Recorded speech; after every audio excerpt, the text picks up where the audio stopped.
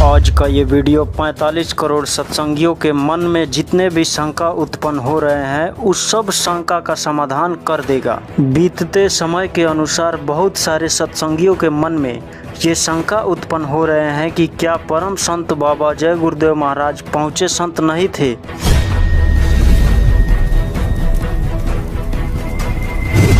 क्योंकि कुछ सालों से परम संत बाबा जय गुरुदेव महाराज लुप्त हो चुके हैं और लुप्त होने के वजह से उनके कहे गए जितने भी वाणी हैं वो सब उनके शिष्य भूलते जा रहे हैं और कुछ ऐसे पंथ निकलकर सामने आए हैं जो कि भ्रम में डाल दे रहे हैं कि परम संत बाबा जय गुरुदेव महाराज पहुँचे संत नहीं थे। इस तरह का बकवास पूरे सोशल मीडिया पर फैला रहे हैं। अगर एक नज़र सारे बाबाओं के ऊपर देखा जाता है तो कोई बोलता है कि मैं एक आपके तरह आम इंसान हूँ, कोई बोलता है मैं इस सांसारिक जीव हूँ, मैं आपके तरह ही एक आम आदमी हूँ, कोई बोलता है कि मैं ईश्वर के द्वारा भेजा गया दूत हूँ। लेकिन ऐसा कहने वाला कोई संत नहीं पैदा हुआ जो कह दे कि मैं अपने शक्ति के दम पे नामदान देकर अपने जीवों को लेकर जाऊंगा। ऐसा किसी ने वादा नहीं किया और कोई नहीं कह पा रहा है। कुछ तो ऐसे पंथ सामने आ रहे हैं जो कि बता रहे हैं ये नाम दीक्षा ले लो और नाम जपते रहो और नाम आँख खोल करके जपना है। आँख खोल करके नाम जपते जपते तुम सतलोक पहुंच जाओगे। लेकिन ये एकदम गलत है। तो बाबा जी ने जितने भी वादे किए हैं उन वादों को मैं सबूत के साथ आपके सामने पेश कर रहा हूं। बाबा जी के 3 मुख्य वादे हैं।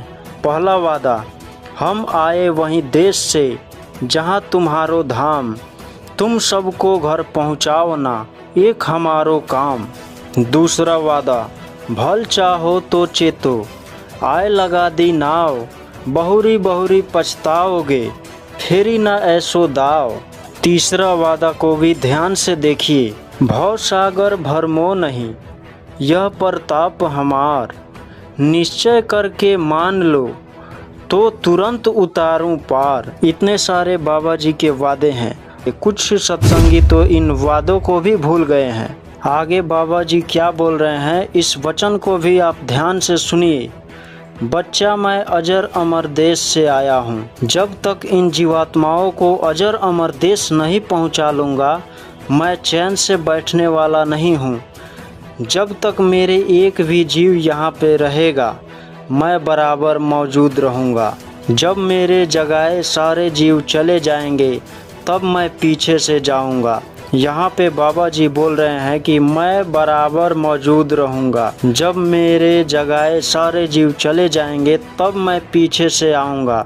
तो आप लोगों ने ये कैसे मान लिया कि परम संत बाबा जय गुरुदेव महाराज चले गए हैं। आगे फिर क्या बोलते हैं इसको भी ध्यान से सुनिए। बच्चा शंका मत करना, मैं राम कृष्ण की तरह से बीच के लोक से नहीं आया हूँ जो तुम सबको बीच के लोक में छोड़कर चला जाऊंगा।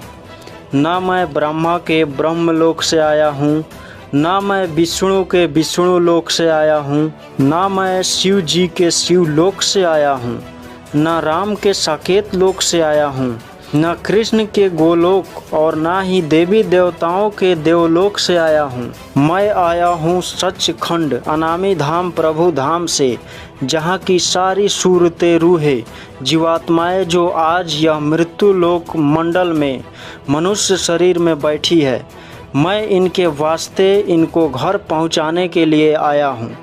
तो यहाँ पे बाबा जी के कहने का मतलब है कि मैं ना ब्रह्मा के ब्रह्मलोक से आया हूँ, ना शिव जी के शिवलोक से आया हूँ, ना विष्णु जी के विष्णु लोक से आया हूँ, ना राम जी के साकेत लोक से आया हूँ और ना मैं कृष्ण के गोलोक से आया हूँ, ना देवी देवताओं के देवलोक से आया हूँ।